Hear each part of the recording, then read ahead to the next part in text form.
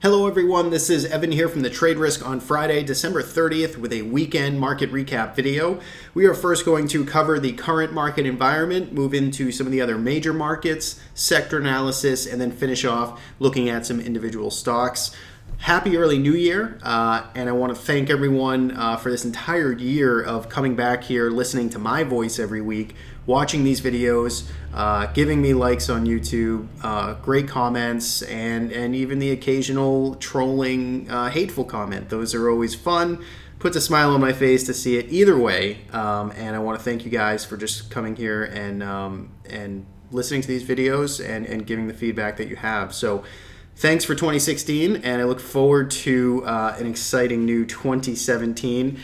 A few days away, so let's jump into markets now. S&P 500 SPY ETF down 37 basis points, so we get a little bit of a selling pressure here to finish off the year. Let's take a look at where we came from. So Tuesday was a short week. Tuesday was the open of the week, and we tried to push higher on Tuesday. So that was this little candle right here. Tried to push higher. A lot of even the major markets and a lot of individual stocks showed some promise of some breakouts that day earlier in the day, but we did get that fade off of those highs and we got kind of those tails up there, and that was sort of all she wrote to the bull case. We didn't really get any pickup, acceleration, or firmness on that on the upside. We actually continued to probe lower each and every day following up Tuesday. So Wednesday we saw a kind of a violent move lower after the failed attempt, call it, to break out on Tuesday. Thursday a bit of a pause day. Friday continued with that selling.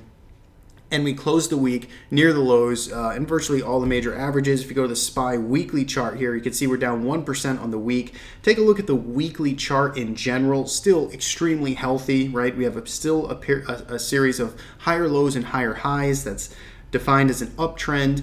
It's now the third week of kind of pulling back. We're still above the 8-period EMA. There's a lot to like here structurally in the S&P 500. We're just over 1% off of all-time highs, so nothing to be too concerned with just yet. And in fact, let's go through all of the major averages. IWM, you can see very similar situation, still above the 8 and 20, 3 weeks consolidating off of highs, looks good. The NASDAQ 100 would be the one standout that is kind of like that little thorn that's just stubbornly not cooperating like the rest of them.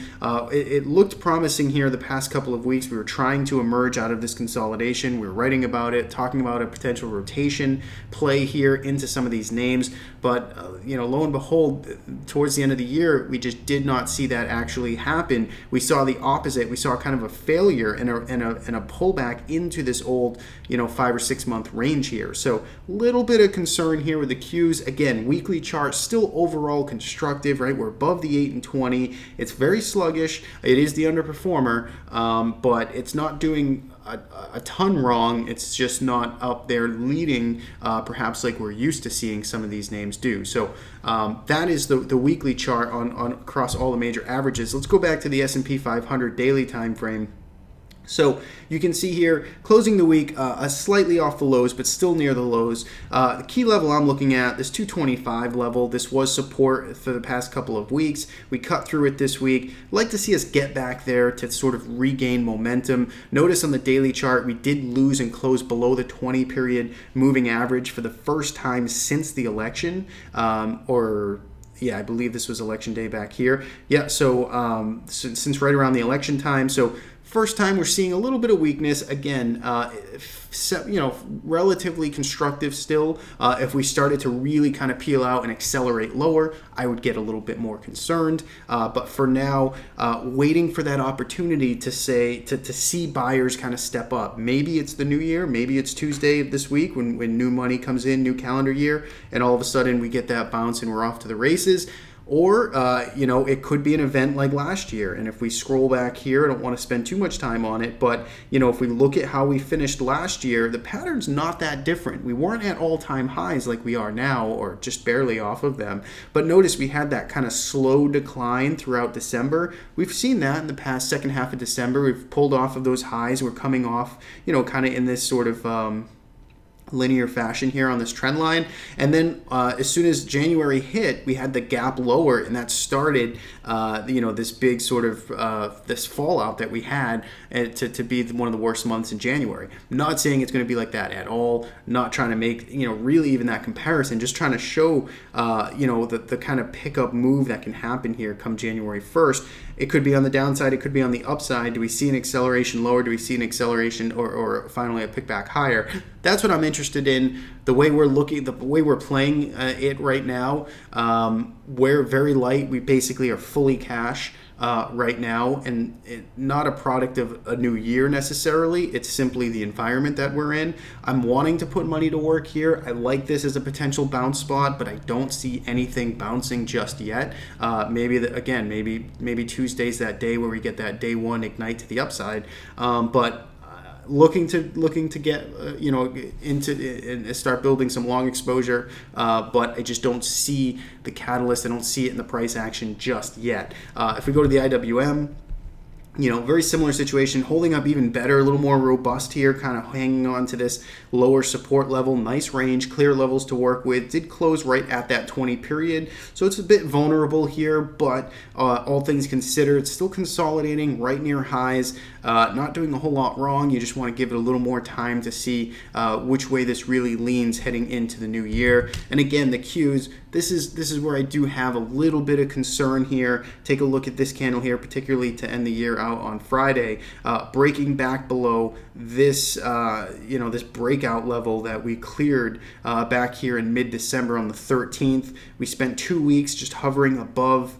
prior resistance, and it unfortunately ended up falling back below it. This could trap a lot of this supply over here from the past 2 weeks. A little bit of a reason of concern. Can very quickly start to fall back into this old range if the selling picks up. So you want to be cautious here. I would be avoiding the Qs right now unless we see a very fast recovery of this breakout level of 119.60 more or less.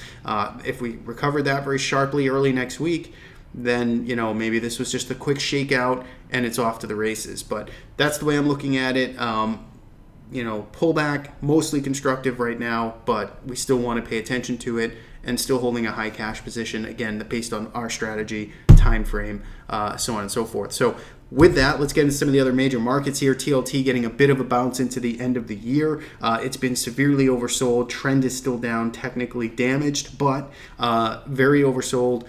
In the process of bouncing, in the process of trying to repair this damage down here. That is constructive. Gold, very similar situation. Nothing's changed here from a structural standpoint. A lot of damage, downtrend, trying to bounce, trying to stabilize. Good to see. Silver, it's just going to lump it into the same boat, right? Lower lows, lower highs, technical damage, but trying to sort of stabilize here. Early innings. Let's see if all three of these can continue to sort of heal itself and act constructively heading into the new year. Otherwise, downtrends are still intact across all three. If we look at USO, continues to remain resilient. We've been talking about this theme of oil just hanging up near highs. As many pundits or topics headlines that'll come out saying why oil shouldn't be up here or why it should be lower, it still just kind of hangs up here despite dollar strength, despite a whole host of issues. So USO continues to look good to me. I like it. Doesn't it's not so actionable to me to get in right now, but if you're in it, it's doing everything you want to see. So until that changes, you could stick with it. UNG, very similar, right? Talked about the strength here. It continues to hold up, do well, staying near highs. Again, not very actionable to jump in right here, but it still is kind of trending structurally in the right direction. So covers the major markets there. If we look at some of the other or some individual components now, let's talk about IYT first. This is the Dow Jones Transportation Average, and this, again, was really what led us higher post-election. A lot of these names just really soaring here. And if you look recently at what happened since almost the beginning of December, we've just continued to pull back here. And I actually think this looks extremely constructive when you have a 30-point move to the upside, and then you give back 8 or 9 points in this type of fashion.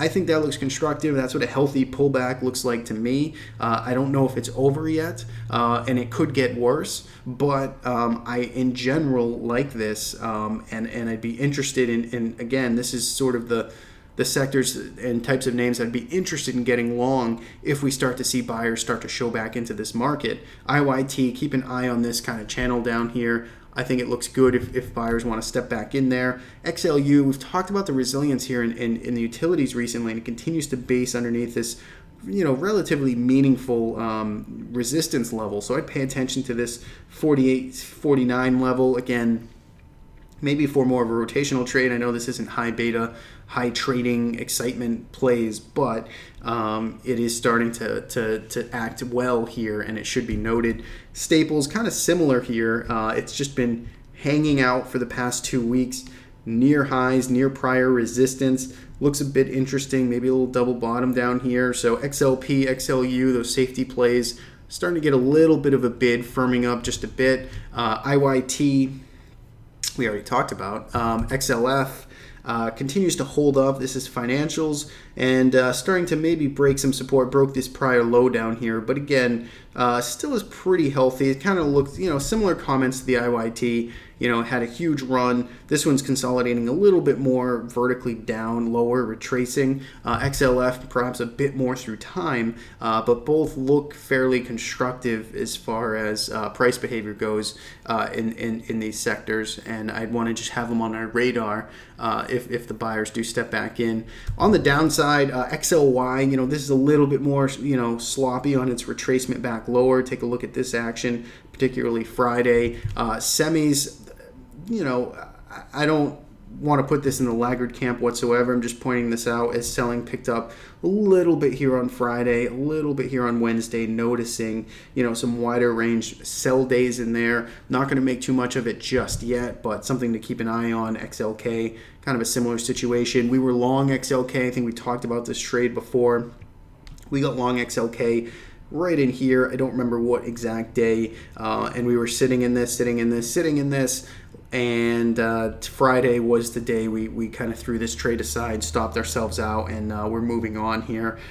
Tried to buy the breakout in here. It was a real small loss. Stood with it for a couple of weeks, couldn't get going.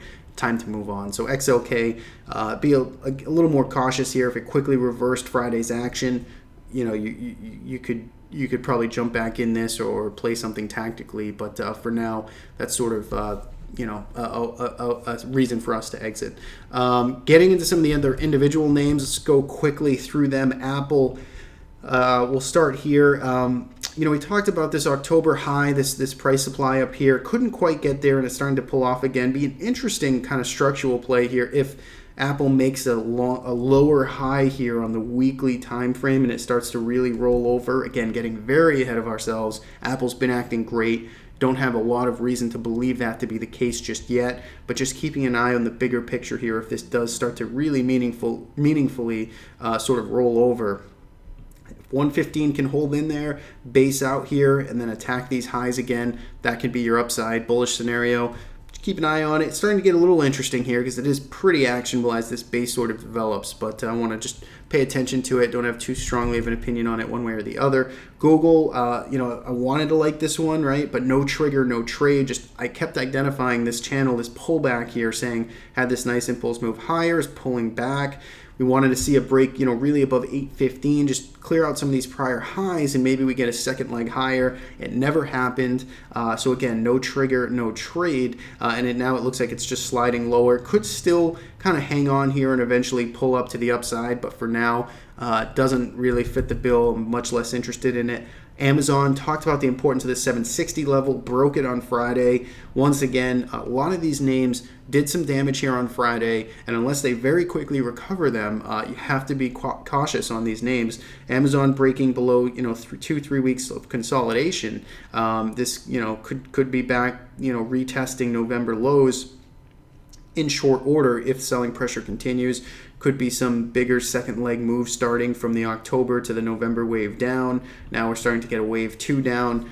keep that an open mind. Facebook already back near the lows. You can see it's kind of consolidating here. Still have this open gap that never really got filled. There's a little bit of concern here. Again, that's my hesitation on the Qs, the market in general. This is kind of the sore spot that I'm looking at. Tesla, what else can we look at? Tesla, you know, looking good here. This had a great end of year kind of rally up. 3-day pullback here at the end of the year, but still looking pretty good, kind of bucking the trend. We'll end with Twitter, which continues to hang out near these lows. Looks pretty lifeless, looks in trouble, needs to hold on to this 16 level, 16 and a quarter. If it can start to stabilize here, go to the weekly chart, let's take a look at that. Not much better, right? Needs to really hold, you know, last week's low, $16, carve out some new support. You know, we did find support there in early October, in around August time. So if we can hold around 16, gives you something to hang your hat on, but it looks pretty vulnerable here heading into the new year. So we will end it there. Once again, happy early new year to everybody, and thank you for watching. Hope this video helps, and as always, I will talk to you soon.